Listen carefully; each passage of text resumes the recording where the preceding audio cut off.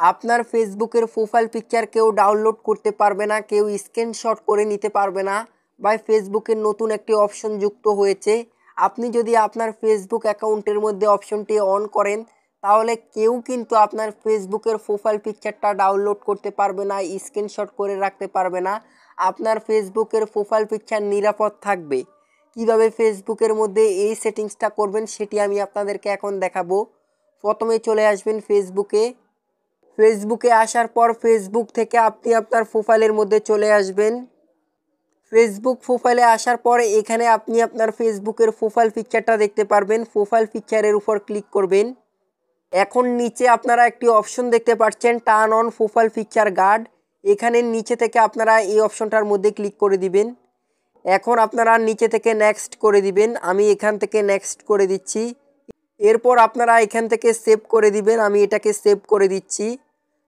এখন আপনি যদি আপনার ফেসবুকের প্রোফাইল পিকচারের মধ্যে লক্ষ্য করেন এখানে একটা সাদা অপশন যুক্ত হয়েছে।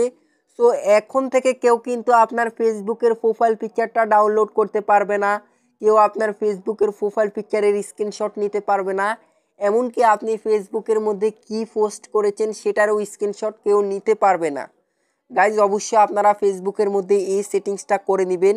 এই সেটিংসটার একটি গুরুত্বপূর্ণ বিষয় রয়েছে। আপনি যদি এখানে সেটিংসটা অন করেন কেউ কিন্তু আপনার প্রোফাইল পিকচারটা ডাউনলোড করতে পারবে না, স্ক্রিনশট করতে পারবে না। অনেকেই আছেন কিন্তু আমাদের প্রোফাইল পিকচারটা ডাউনলোড করে নিয়ে তারা একটি ফেক অ্যাকাউন্ট খোলে, যার কারণে প্রবলেমটা আমাদেরই হয়। সো আশা করি বিষয়টা বুঝতে পারছেন। বর্তমানে সবাই কিন্তু আমরা ফেসবুক ব্যবহার করে থাকি। সেটিংসটা কিন্তু আমাদের জন্য অনেক বেশি গুরুত্বপূর্ণ। সবাইকে একটি রিকোয়েস্ট করব, এই ভিডিওটি শেয়ার করে দিবেন আপনার ফেসবুকে। এতে আপনার ফ্রেন্ড লিস্টে থাকা আরও অনেক মানুষের অনেক বেশি উপকার হবে। ভিডিওটি যদি ভালো লাগে একটি লাইক করবেন। দেখা হবে নতুন কোনো ভিডিওতে।